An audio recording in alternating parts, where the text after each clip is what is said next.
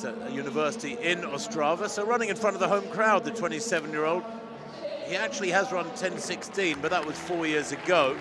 10.43 this year. There's Valeba, who we've already seen. Very experienced. Contributed to the national 4x100 meter record. Yohan Blake, well, 32 years old now.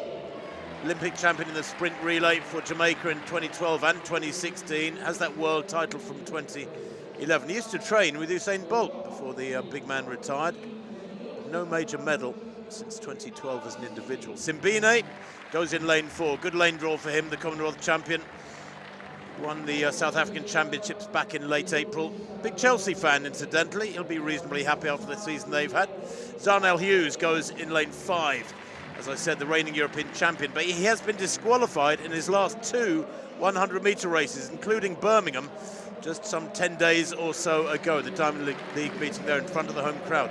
Yupun Abekun, personal best last Wednesday. It was a national record too for the Sri Lankan, 10.06. That was in Dessau in Germany just a week ago. Elijah Hall of the USA goes in lane 7.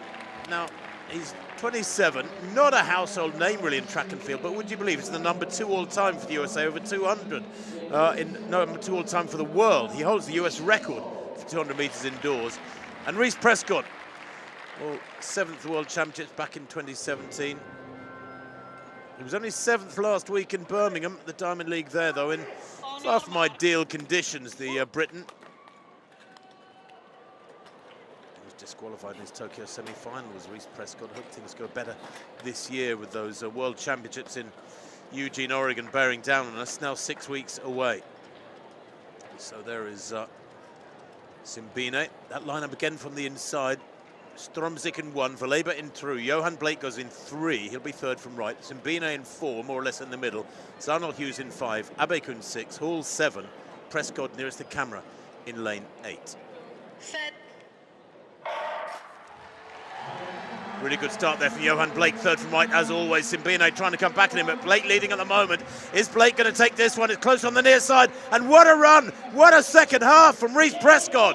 Boy, oh boy, the camera angle was deceptive, really.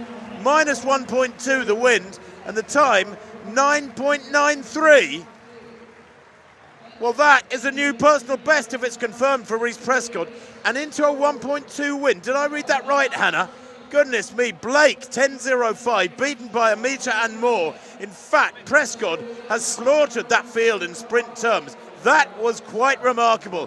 From a man who was only 7th last week in Birmingham, what a turnaround, 9.93. That is the best run I've seen from Reece Prescod in years.